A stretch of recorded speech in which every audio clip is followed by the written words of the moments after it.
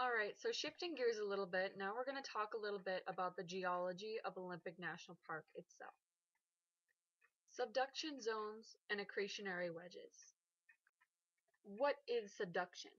Subduction, according to dictionary.com, is the descent of one plate beneath another, the sideways and downward movement of the edge of a plate of the Earth's crust into the mantle beneath another plate.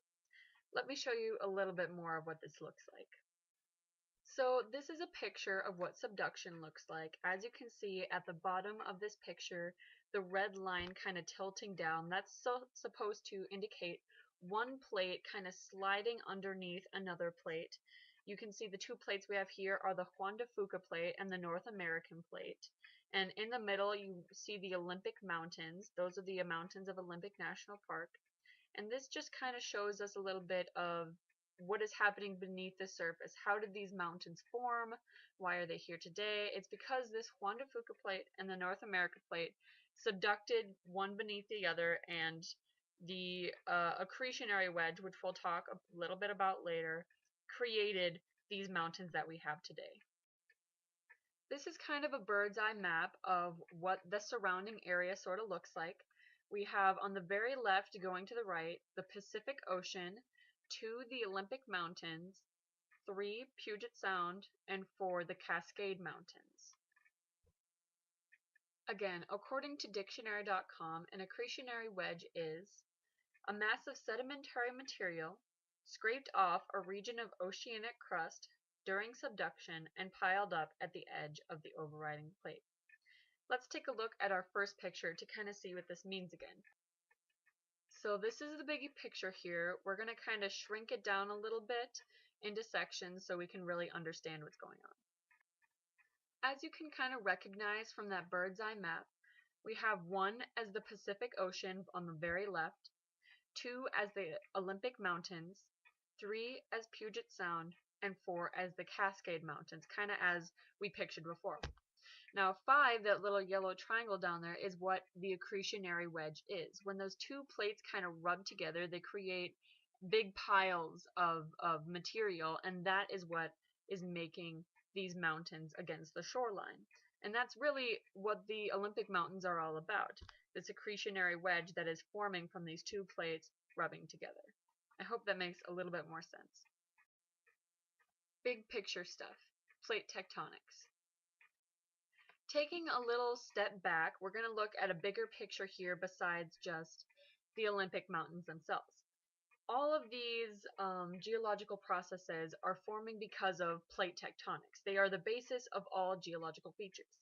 And dictionary.com, again, explains plate tectonics as a theory explaining the structure of Earth's crust and many associated phenomena as a result from the interaction of the rigid lithospheric plates that move slowly over the underlying mantle. If you remember the Juan de Fuca plate and the North American plate that we talked about before, you can see this little blue plate up in the upper left corner. That's the Juan de Fuca plate, and obviously the large North American plate. Those are kind of what we have been talking about so far. You can see some of the other plates here, such as the Pacific plate, Cocos plate, Caribbean, so on and so forth. There are a lot of plates throughout our planet here, and that's kind of the basis of the plate tectonics theory, is how all of these geological processes are forming. As we talked about, the Juan de Fuca plate, this little blue one here, subducts under the North American plate, creating the Olympic and the Cascade Mountains that we know today. And that's just kind of a bigger picture step at how those mountains formed and giving you a better visual of what happened there. Rock types of Olympic National Park. There's a nice little link down here that if you're more interested in the types of rocks or what they mean or what they make up, if you're interested in that sort of thing, there's a little link below that you can click. It brings you to an activity that I think would be kind of fun. If not, then just forget I said anything. How rock types are made. Anyone in this class probably knows the 3 major rock types, as we talked about: igneous, sedimentary, and metamorphic. Olympic National Park has a little bit of all of this. It's not really one thing or the other, because there are 2 plates subducting underneath each other. It's sort of a mixture. Igneous, as we know, is the cooling of liquid hot magma resulting in solidification. They're identified by their composition and their texture. This little black rock, which kind of looks like obsidian or something close to it down here, is an igneous rock. A lot of other famous igneous rocks are found in Olympic National Park. Sedimentary, which is usually known kind of as a conglomerate, forms from the cementation and compaction of sediments. They are identified by their grain size, classification of clastic, chemical, and organic materials inside of them. And you can see that sedimentary is kind of conglomerate of a few different things inside of there, all sort of cemented together. And then there is metamorphic rock, which is formed from extreme heat and pressure of previously occurring rock formations, and they are identified by the intensity of their foliations, or the banding and folds of the minerals. As you can see from the rock picture below, those different bands or stripes within them kind of show how hard it was pressurized and heated together. And that's just sort of